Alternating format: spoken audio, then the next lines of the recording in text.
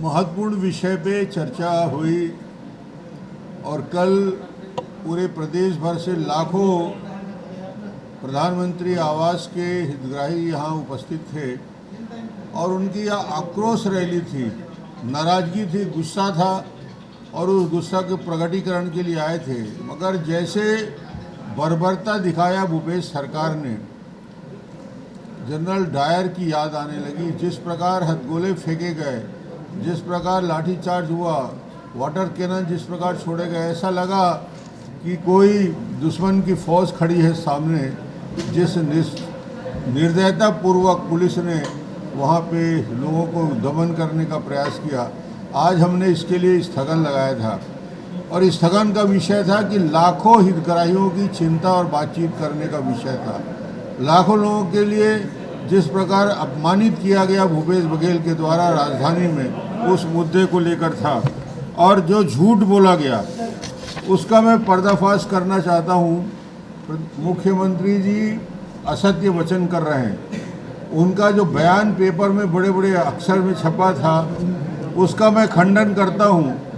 15 प्रधानमंत्री शहरी आवास 15-16 से लेकर 18-19 तक उन्होंने कहा कि भारतीय जनता पार्टी ने 271 करोड़ का लाभांश जारी किया और सिर्फ 19,000 आवास बने। ये मुख्यमंत्री का बयान है और ये झूठ और असत्य वचन किए, जबकि कांग्रेस ने उनके अनुसार 19-20 और 22-23 में 93,000 आवास बने। जबकि विधानसभा में 2022 के टी.एस. सिंहदेव ने एक प्रश्न के जवाब में कहा कि 16-17 से 18-19 तक भारतीय जनता पार्टी ने कुल 2,111 करोड़ राशि खर्च किया और 79,600 मकान का निर्माण किया। ये विधानसभा के जानकारी में है, विधानसभा में है और विधानसभा में इस बात को जानता है कि जिस प्रकार आवास बने थे प्रधानमंत्री आवास।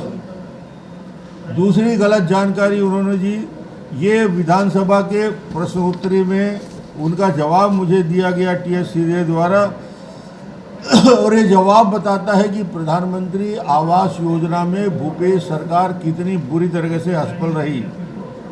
19-20, 20-21, 21-22 और 22-23 इन आंकड़ों की तुलना में यदि 16-17, 17-18, 18-19 यानी भारतीय जनता पार्टी के शासनकाल और कांग्रेस के शासनकाल से मैं करूंगा तो ये 19-20, 20-21, 21-22 और 22-23 में भूपेश सरकार के आने के बाद कुल 4 सालों में सिर्फ और सिर्फ 72,103 मकान बने। 72,103 मकान, ये जवाब इनके विधानसभा में है।